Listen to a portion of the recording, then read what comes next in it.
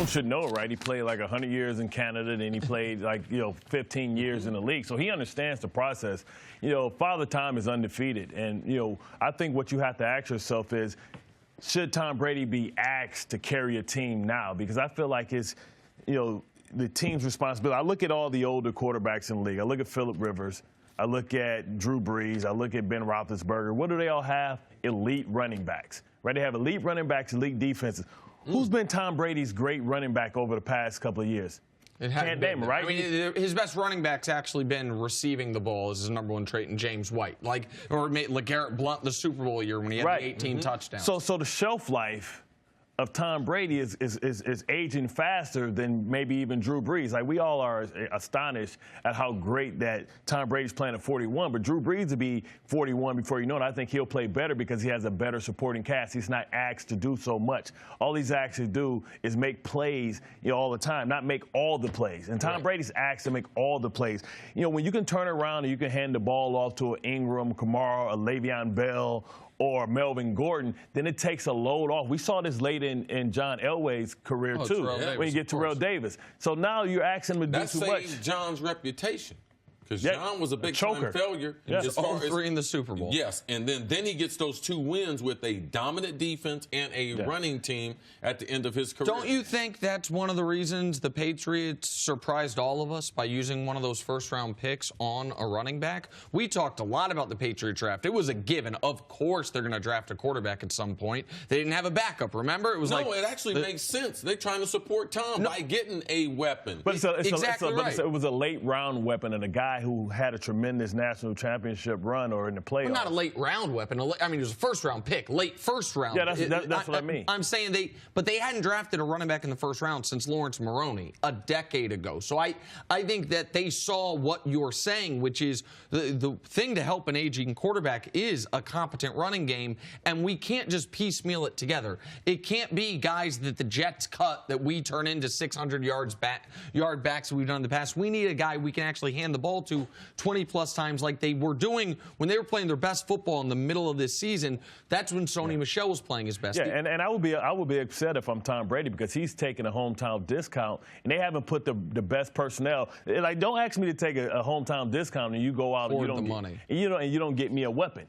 So I think it's more on the New England Patriots and not giving him the pieces so that he can and maybe ate some French fries too. Maybe ate one of them nightshade vegetables late at night because he's looking like he's slowing down a little more than the last couple of years. See, just remind the audience that doesn't know why, because there's a lot of guys, and I'm not just talking about analysts, I'm talking about guys that played in the league that can criticize Tom Brady, and this is what you'll do with it. Say, I do not care, you do not know what you're talking about. Warren Moon is maybe one of 3 people that can say something about Tom Brady, and your ears will perk up. Why? Because Warren is such a student of the game. He's still involved in the game, and he's such a lover of the quarterback position. He was like a scientist. So Warren Moon, we talk about Cam Newton with his dimensions like we've never seen that at quarterback. But as far as brain, shoulders, I'm talking about real body, legs, athlete. Warren Moon's the best athlete that's ever played quarterback. And he's the only guy that actually knows what it's like to play at a high level at Brady's age. I mean, at 42, he started 10 games in this league. He still was throwing 20 touchdown passes. So for me, Warren Moon, and because he's connected, you look at Warren Moon's resume, he hasn't said a whole bunch of things criticizing quarterbacks. Warren is still studying high school quarterbacks. He's still studying college quarterbacks. So for me, when I heard it, it was like, okay, it was like when I was E.F. Hutton. When E.F. Hutton talks, you start to listen. So it does give more credibility, not only the way he played, he's still connected to the game, and he was such a freak, I'm talking about, of nature. Warren Moon was the kind of guy, you don't necessarily want to be in the shower with him. Because I played with him. Well, I don't want to shower nobody. No, just listen to me. Just listen to me. Don't let your mind go. It's already there. Because there's certain guys in the locker room, I'm talking about they stacked. I'm talking about ripped. You think you got a 6-pack? They got a 12-pack, and they got 3 over here on the side. There's certain guys that, and Warren Moon, at an advanced age, I'm talking about always lifted weights, always took care of his body, always took pride in how strong and how, man, he was bench pressing late in his career. So that's the type of thing when I'm saying. Okay, you brought it back to me. I'm with you now. I'm with you now. Also, his diet. Yeah, Ricky Williams, another guy you don't want to be in the shower with. He was ahead of the curve. He had piercings and all kinds of stuff. Who But did for Ricky? another Ricky Williams. Yeah. I got a list too. But here's the other thing Warren Moon said in these comments, which I thought was really interesting. And he's absolutely right. The stats back it up. He said, you used to never want to blitz Tom Brady. That was the way to get killed. Yeah. Now you can blitz Tom Brady. You mentioned earlier that the corner blitz in the second half against the Dolphins, or the safety blitz, It just froze up. Even during the sack, but right before the halftime, he just folded up. He didn't know what to do. His reflexes are starting to slow down. 3 elements to a great quarterback, right? Arms, legs, and brain. Yes. One of them, Warren Moon says, you absolutely have to have, which is your legs. And he says that is the one part of Tom Brady's game that is deteriorating a little bit. Why is that so important? It is because we don't realize the thousands and thousands of dropbacks that they've done in their career, even in their youth, just planting, going straight back, getting to the top of the pocket and coming back in the pocket. Like, it wears out your legs. If you look at quarterbacks that we near and dear, Elway, what caused him? His legs. Yep. Dan Marino. Dan can throw it today. I don't care where Dan is for what. There's 2 things about Dan Marino. He's somewhere today looking good, and he's somewhere where he can throw the ball because his arm never left. It never left him, but their legs and their power to be able to command that little 3x3 box that you have to be able to command, that's the difference. And people don't realize, just like throwing a punch, you throw a punch with your legs, you throw a football with your legs. It's all about the transfer of weight and weight distribution to be able to throw that ball down the field. And that's where, if his legs are starting to go even just a little bit, he need to write that down. Write that down. Because that's why he loses all his fights. Oh, he arm punches. You got to throw it from the hips. Chicken legs. I'm 2-0 in my fight, and 2-1 in my fighting career with 34 years old. But here's the other part of it. He gave himself a win. No, I gave myself a loss. I was being fair. That's the one I tapped out in. It's neither here nor there. Now to the point that Brady's never had the strongest. He ain't never had Marino's arm. Yep. Brady's had the greatest brain of maybe any quarterback ever. It's why a lot of coaches that have coached Brady have then got to push back a little bit, man. He's had a Carson Palmer type of a strong arm. Brady used to air that thing out, man. He can throw that. This how I measure. This how I measure arm. His arm is above average. I know it's above average. But my point is, when we say Marino, we're talking about one of the 3 greatest arms in football history. And so if your arm he did not have the arm of Marino and Elway. But let me tell you something, 99% of them didn't have their arm. Of course. And so, but the point that I was trying to make is, even if with an arm like Marino, once your legs start to go, the arm don't matter anymore. Nope. If when you don't have that 99 out of 100 arm, when your legs start to go, that's where you can start to see real deterioration. Mm-hmm.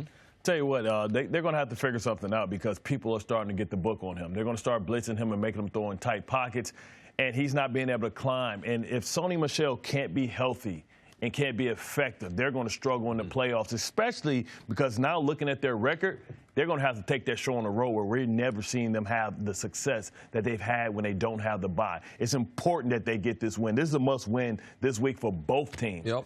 Bart, 2 questions NFL need to find him, man. I'm tired of watching this crap, man. Open your mouth and speak. Like, come on. You mean say more words or actually enunciate the words you are saying? A dumb question, whatever response you give, you ask a dumb question, okay, you get what you get. Sometimes, because here's the defense of Belichick just quickly.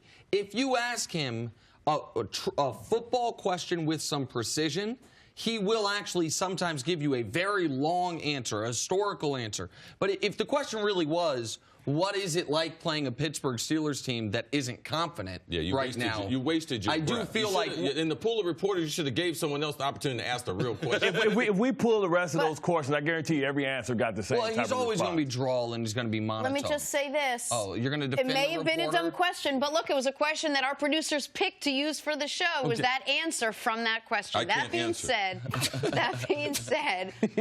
what will it take for the Steelers to beat this Patriots team? And yes, I did defend that report. I mean, they have to come up with something other than a linebacker-based defense. I'm so tired of seeing these linebackers out in space against the skill position players of the Patriots and getting exploited. Like, come on, come up with a different personnel. Can we take a linebacker out and bring in a safety, somebody that can actually stay with some of these people? That's why they always lose, because they want to remain who they are. It's like they have to have the Dick LeBeau 4 linebackers zone blitzing in at the same time. That's not how you beat Tom Brady. You beat Tom Brady playing 2-man, making him throw in tight pockets, and you blitz him, and you switch a game plan up. They know exactly where the Pittsburgh Steelers players are going to be. So then all you have to so what you try and do is you have to try and outscore them like they did last year, and that rarely works. Let me ask you this, though, because I understand what you're saying, and while in years past, really doing anything differently defensively would have been better than what they've been doing since the Pats have averaged 35 a game against Pittsburgh over the last 5 years. But with this year's Pats team, where their offensive strength is actually their running game, where it is Sony Michel, couldn't it be good for the Steelers to have that heavier package instead of having an extra corner out there, to have the extra linebacker out there? You look skeptical. No, absolutely.